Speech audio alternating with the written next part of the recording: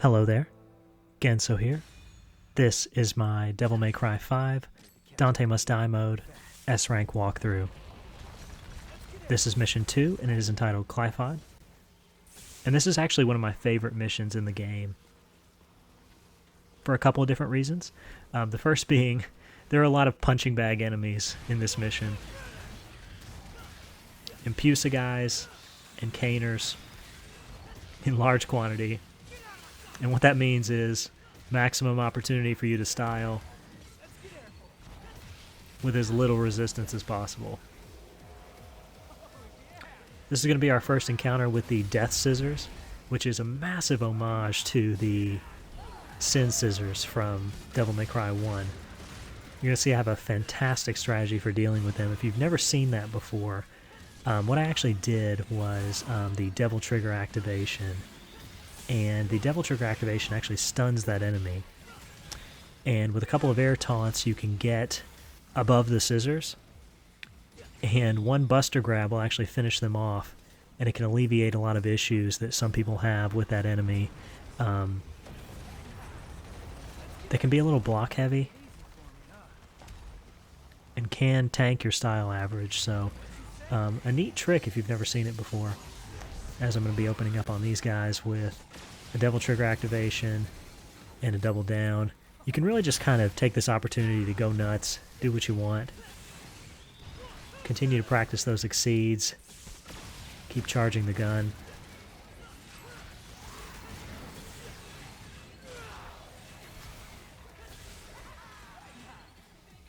Another couple of these Death Scissors are going to show up. I'm going to take them out in the same way. Gives you a nice view of kind of what I'm doing there.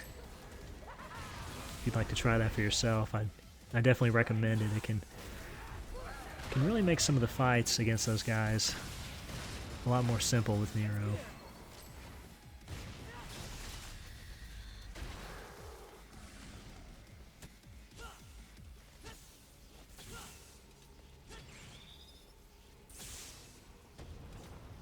But by this point, you know, if you're kind of still struggling with some of Nero's gameplay, I really recommend that you just go into the Void. Just go into the Void, practice doing kind of just the standard 4-hit combo, and try to at least be able to exceed all those to level 1. Just get that timing down on those. I wouldn't really focus too much on trying to consistently max act. I don't know that there's many people who can consistently max act, and those people are definitely better players than I am, but if you can hit exceeds level 1 charges consistently, I think you're where you need to be as far as the skill level that is required of Nero, at least at this level. As we're going to be encountering now one of these Antinoras and a couple of these Caners in a really cramped room, which can give you some trouble. I like to hit him with a couple of overtures, and then the breaking of the Gabera arm does all the work that I need, and that fight's already over. But potentially a pretty stressful fight, and potentially a no damage killing fight, which you really don't want it to be in a mission that's as fun as this one, with as many willing targets to receive receive a beating from your character. And this next room is no exception to that. It's just going to be straight up Caners. I'm going to open with a Ragtime. I'm going to activate Devil Trigger, and I'm going to proceed to not utilize it as well as I probably should have. I probably should have been going for some charges, maybe some calibers, but in the end I just kind of end up flubbing it a little bit and just doing some standard hits and some charging of the gun. But sometimes I'm going to advise you to do what I say and not really what I do. You know, when you get in the heat of the moment, sometimes you kind of just end up doing whatever comes to your mind, and sometimes it's not what's the most cool or the most stylish, but that's just kind of the way it goes. You're gonna have your ups and you're gonna have your downs in this guys, and I don't think that anybody hasn't had moments like that where they've thought, gosh, I really could have done better right there if I just would have been, using my head a little bit. But, c'est la vie, I guess.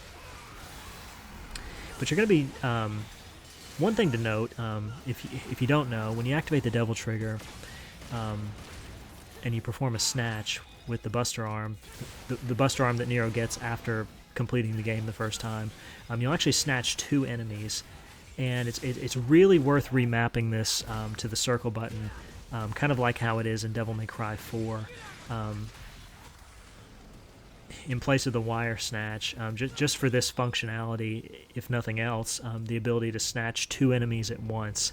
It just offers more opportunity for you to style on them, to build some rank, and to stay out of danger while dealing the maximum amount of damage, which is really what you want, especially at this level of play.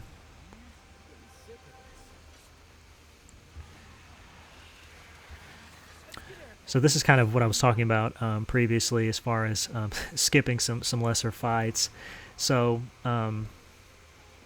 again, just touching on this briefly, there are some rather interesting styling mechanics in this game, and the way that it works is it's just kind of an average of all the fights, meaning if I fought, those 2 Impuses that were standing beside that Needhog hatchling, it would average that with the rest of my totals, which in turn leads to deducting from your overall point total, which is not what you want. So it does lead to skipping some lesser encounters if they're avoidable, but nonetheless, we've got our breakers and we're ready to take on Goliath here, who really reminds me a lot of Beowulf from Devil May Cry 3, if in appearance nothing else. The general strategy against him is going to be to charge punchlines and to follow up with a showdown for maximum damage. You're really going to want to try to stay on this guy's back as much as possible. He doesn't really have any kind of get off me from the back move. When you drop down into this room, if you drop a Gabera, you're going to get a chance to deal a lot of damage. He's going to pick up that column there just about every time. You see we got a stun on him here. Mostly you're just going to have these punches that he throws out here in front of him like this. And you see I'm all around the hitbox for those, but it doesn't hit me. And wouldn't really advise being there, but you saw me there. You can do it, and you can get away with it. So I think that the hitboxes on those punches are actually pretty forgiving. Just kind of want to, stay enemy stepping off of him, try to get some calibers in, try to hit him with some level 3 charges from your gun. He's going to do his big bellyache, tummy ache move here, and we're going to play a waiting game while he comes outside here and smashes down like King Kong himself.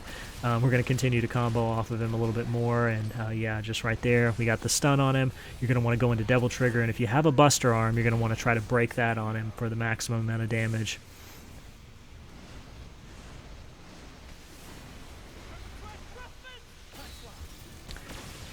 So he's going to be heading into last phase here. You're going to see I've got a number of punchlines lined up. I had moved the button for the breakers to the left bumper just kind of recently before I started doing this, and trying to charge that left bumper move while trying to do exceeds was actually a little challenging for me. I've since gotten better at it, but at this point in time, my ability to hit the exceeds while I'm charging left bumper was pretty limited. If you're going to see my ability to hit those has just gone completely into the toilet. He's going to do that big AoE move. I'm going to get away from him, come back, and hit him with a punchline. And at this point, he's in his Devil Trigger now, so our damage is going to be significantly reduced as we hit him with another showdown here. And at this point, I believe that he's ready to do his big AoE. I eat everything move. And the best way that I've found to dodge this is just to activate my Devil Trigger. If you don't have it, it seems to me that you kind of get sucked up right here. So make sure you have at least 3 bars so that you can avoid that. Definitely want to be avoiding that if you're going for no damage. At this point, I'm trying to I was actually trying to charge another punchline there, and I would look down and I'm like, Sweet Surrender. Where did I get that? And actually, I think I picked it up off of the ground at some point here. But one more punchline, guys, and that's mostly gonna wrap him up here. Not a very challenging boss. Really, just another reason why I love this mission. A big boss with easy to dodge swings that you can pound on. But there you go, guys. If you were able to get all that done, then the S rank is yours. Thank you very much for watching, and I'll see you next time.